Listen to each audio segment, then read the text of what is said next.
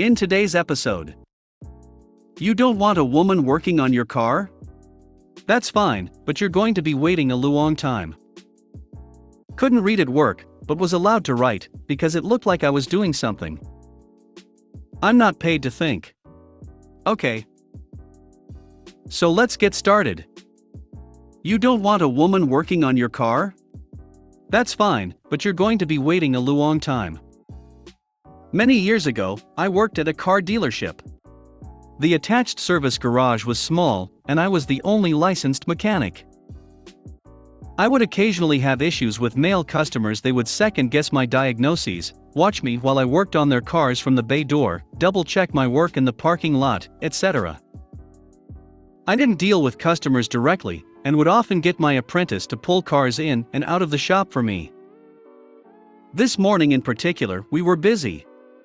The lot jockey and apprentice were occupied helping wash cars for delivery and driving to a customer's house. The service advisor left a work order and keys at the parts counter, and I went out the front through service to get the car. It was in for a service campaign, which was an update done with a scan tool. It takes about 10 minutes. The customer was planning on waiting and was sitting in service. When he saw me with his keys in my hand, he immediately stood up, alarmed. I was hustling, so I walked right by him and out the door. I missed the following conversation, according to the service advisor, also female. Customer, who is that chick? Is she going to be working on my car? I don't want her working on my car. Advisor, the other tech is out at the moment, so it's going to be quite a wait until someone else can look at your car. See, that's fine. I'll wait for a guy. I don't want the chick touching my car. Politely, understood. The advisor comes to let me know, and I pull the car out and put the work order and keys back on the counter, nonplussed. Half an hour passes. The apprentice is still away, and I am happily working on something else, bringing other cars in and out. The customer is now watching each and every person who comes through the door. The high school co-op student comes in to get something signed. The customer's keys are still sitting on the desk. It's been about an hour now.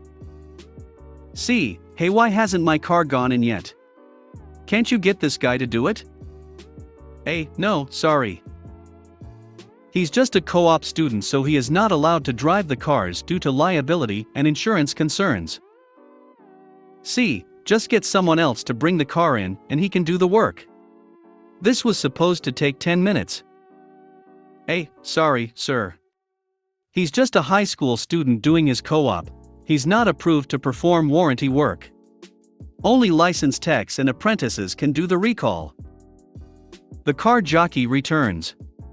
The advisor hands the car jockey a different set of keys, and he brings yet another car into the shop for me.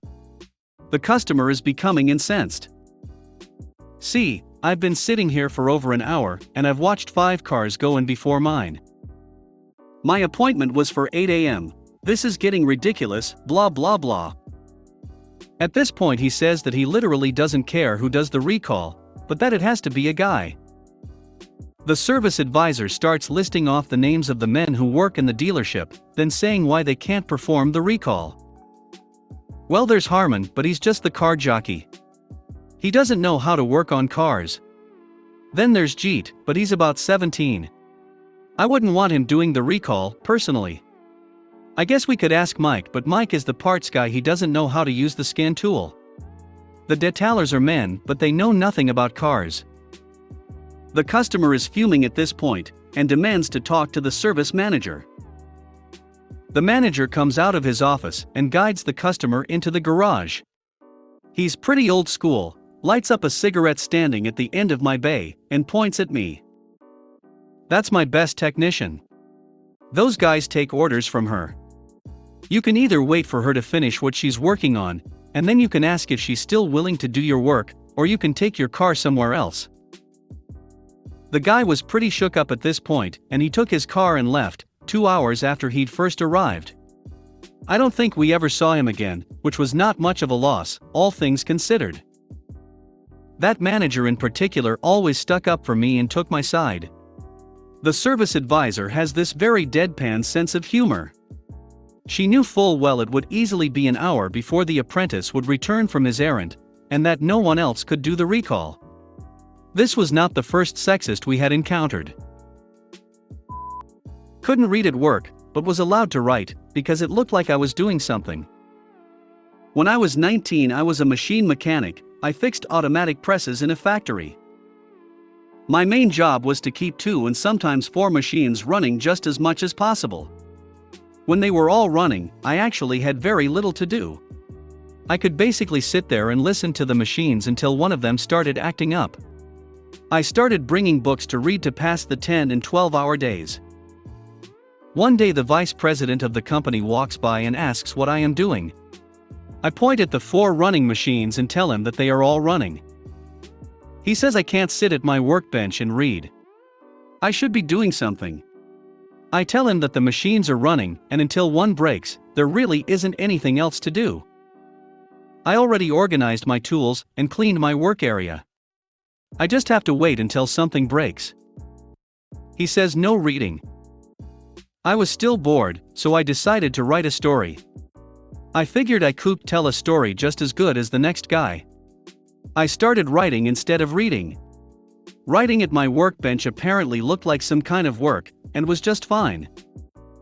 A year later the company decides to move. The job would no longer be union, so I had the choice to move with the company, without the union, or go to college for retraining of some sort. I chose the retraining and took creative writing classes. Long story short, I now have a master's degree in English with creative writing focus. I've published several books and I teach composition at a university, for a crap load more money, and usually for half a day, summers off. The vice president called me several times over the first 2 years to see if I would come back to work as a machine mechanic. I never even answered the phone when he called. I just let the answering machine get it every time. If he would have just let me read the crappy fiction I brought to work, I probably never would have thought about writing at all. I never would have gone to college, and I'd still be there waiting for the machines to break down. I'm not paid to think. Okay. Whilst working in a job that I'd been doing for 15 years, the company brought in a freshly manufactured degree-waiving manager. Any problems within the production area, I was always called in to troubleshoot for them and get things moving again.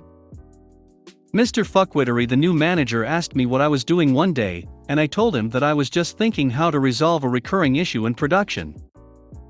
His response was, "We don't pay you to think, get back to your own job." Okay, Mr. Fuckwittery, on my way. QMC. 2 hours later I get a call from the production supervisor asking for help as line 6 was down again.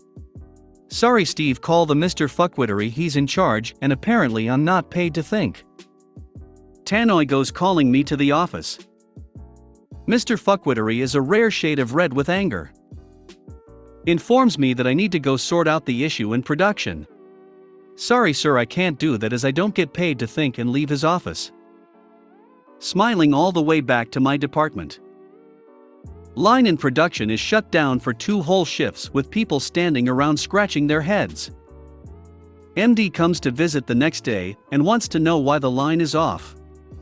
Maintenance guy tells him he can't understand why it won't work properly. MD says, "Has Tom had a look for you?"